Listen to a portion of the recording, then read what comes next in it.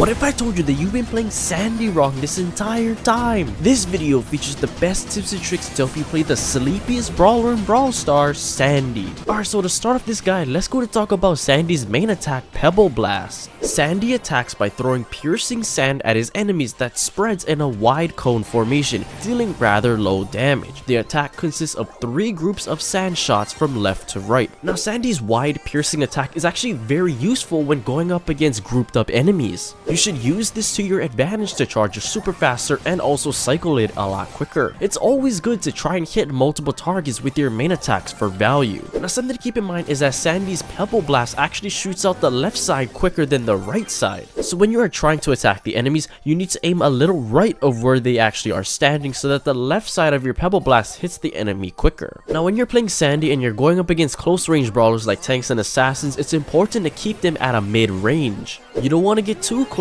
to those brawlers since Sandy's DPS won't be enough to take them down. But if you can at least keep them at a mid range, then they'll do less damage and you could possibly outrange them then. Now if you're playing against brawlers that are like snipers or throwers, it's important that you attack them at a close range. Since those types of brawlers typically have a lower amount of HP, that is when you need to get close to them and try to burst them down with your main attacks. In a nutshell, don't let the enemies play to their strengths. Make them uncomfortable and play to your strengths. Now a pro tip and an underrated feature about Sandy that a lot of amateur players don't actually execute with him is actually using Sandy to peek shoot. To peek shoot, just hide behind the wall and then aim your attack at the enemy. Run out from behind the wall and let go of your main attack. Immediately after that, run back behind cover to prevent yourself from enemy damage. But okay, that's gonna be it for his main attack. Let's go to talk about his super Sandstorm. Sandy throws a star-shaped object that creates a sandstorm in a large radius that lasts for 9 seconds. This will end up making him and his allies invisible while inside of it. Kinda like Leon's super, invisible brawlers are visible to nearby enemies within 4 tiles. Now if you're playing Sandy on a bushy map, try to use your sandstorm and place it where the edges of the sandstorm is touching the bushes. This will allow you and your teammates to use the sandstorm to head into bushes and also access larger areas while the enemies believe you and your allies are still inside the sandstorm.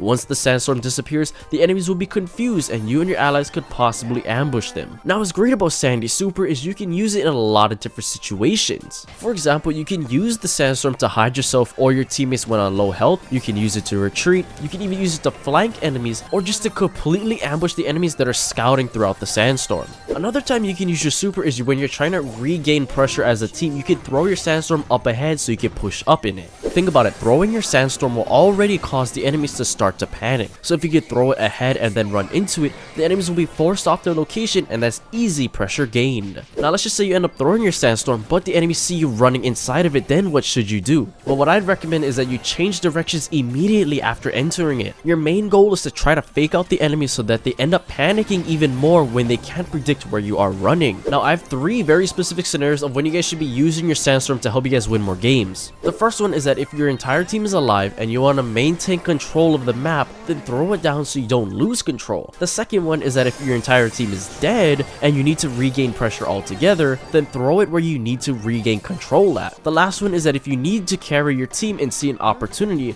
just throw it down for yourself and whoever is nearby, just so you can capitalize in that moment and hopefully make a clutch play. But okay, that's gonna be it for Sandy's super. Let's go ahead and talk about his gadgets, but the first one I want to talk about is gonna be Sleep Stimulator. Sandy's gadget immobilizes him for 1.5 seconds to restore all health. This gadget can't be activated if Sandy is already at full health. Sandy can still take damage and defeat it while the gadget is active. This gadget can be interrupted by knockbacks, pulls, and stuns. Now before using this gadget, I recommend running to a part of the map where you know you can hide so you can use the gadget safely. For example, using it behind obstacles, in bushes, or around corners to avoid being defeated by enemies since Sandy is completely vulnerable to damage in this state. Using the gadget in a sandstorm is also very effective as long as there aren't any enemies scouting the sandstorm. Now another time I can see this gadget being useful is in a desperate rush to try and regain health. What I mean by this is that if you know you're going to be taking a huge wave of damage, preemptively activate your gadget so that by the time the 1.5 seconds is up, you can heal all the health that you lost. But come on, let's be real here. All of you guys that have Sandy, you guys know how trash this gadget is. It's never worth the risk. Like first off, you need to waste time finding a place to hide so you can heal up, and most of the time you'll already be healed a decent amount by then. And also being unable to move for 1.5 seconds is a long time, and it just makes you a sitting duck for the enemies to kill you. And then considering the fact that this gadget can be interrupted by knockback, stuns, and pulls, it just makes it even less worth using.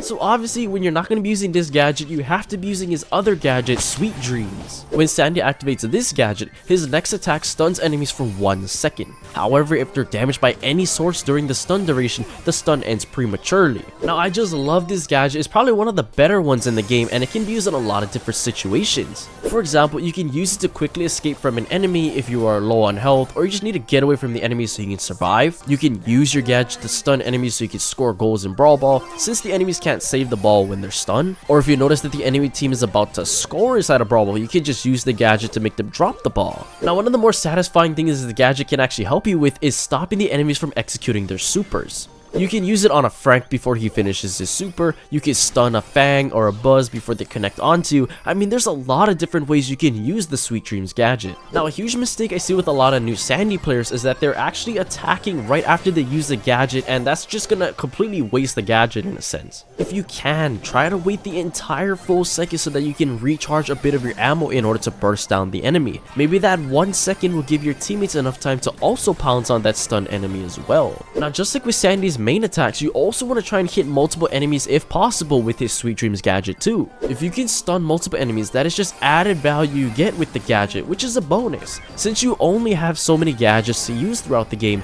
every single gadget counts. Hopefully your teammates are nearby and can help you take down the enemy, because if the enemy has high health, there's just no way Sandy can take them down alone. But okay, that's going to be it for Sandy's gadgets. Let's go to talk about his star powers, but the first one I want to talk about is going to be Healing Winds. With this star power, Sandy's Sandstorm now heals Sandy and his allies for 380 health per second for a maximum of 3,420 health over 9 seconds. This effect can actually stack with multiple Sandstorms. Now, this can be a great star power if you're playing with like high HP brawlers or friends that you know and they're very good and you just want to keep them alive so that they can carry. With your teammates healing up and staying alive while they're standing inside the Sandstorm, it'll just allow them to either heal up quicker or just passively heal while they're attacking. It's just useful in general to continue pressuring the enemy, since you and your teammates can constantly heal up over time. Also, if you are going to use this star power, I recommend using it on more opened up maps. Now, since one of the reasons of using Rude Sands, his other star power, is to scout bushes, if there aren't a lot of bushes, you can use Healing Winds. Granted, even this is kind of rare with Sandy because you don't want to be playing Sandy on open up maps in the first place. However, something that is good about Healing Winds is it pairs very well with this Sweet Dreams gadget. If you want to sneak up on the enemies and use your gadget while they're standing inside the Sandstorm,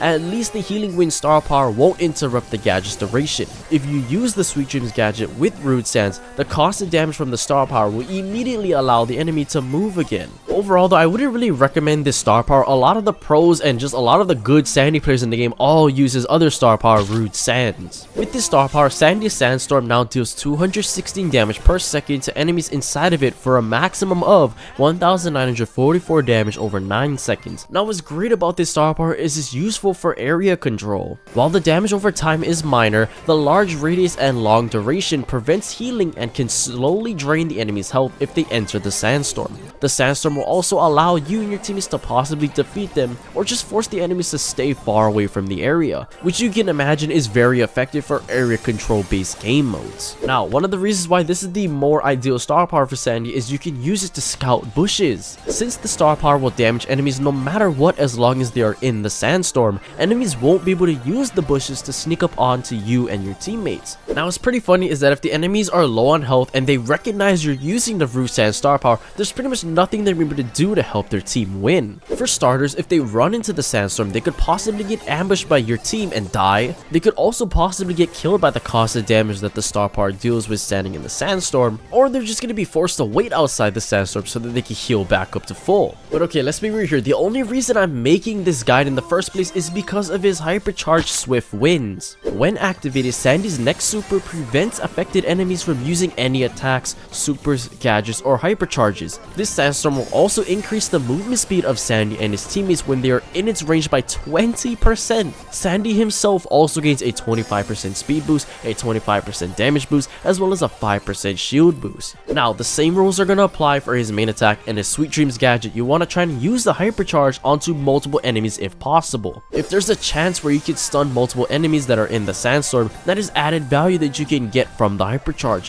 which is going to make it more useful for you and your teammates to help you get down the killing enemies. Now if you can't use your Hypercharge super onto multiple enemies, try and use it when at least a couple of your teammates are alive. Since the sandstorm will also increase the movement speed of your teammates, then you want to have your teammates stay inside the sandstorm as long as possible to also reap the benefits of the Hypercharge. Now what's pretty broken about the Hypercharge is it only takes 10 shots for him to charge it up, so it's not even that hard to cycle in general too. I mean, this is what has easily shotted Sandy up into the S tier. Being able to just quickly cycle up his super and his Hypercharge just goes crazy during the matches. Since Sandy has one of the best supers in the game to hide your teammates and gain massive area control, the Hypercharge is just the cherry on top to Sandy's entire kit. So the designated build that you want to run with Sandy is going to be the Sweet Dreams gadget, the Rose Sand Star Power. Now for gears, it is a little controversial. If you're using Sandy on a bushy map, use the speed gear. If you're not going to be playing Sandy on a bushy map, run damage. And of course the other gear you have to use is going to be the gadget charge gear. Mostly because of just how good Sweet Dreams is, you gotta have another one to use throughout the match. Trust me, it's so worth it. Well, there you guys go, a complete guide on how to play Sandy. Let me know what your guys' thoughts are on the new Hypercharge Brawler in the comments down below. Well, anyway guys, if you guys enjoyed that Brawler guide, I highly recommend you go check out this Brawler guide right here.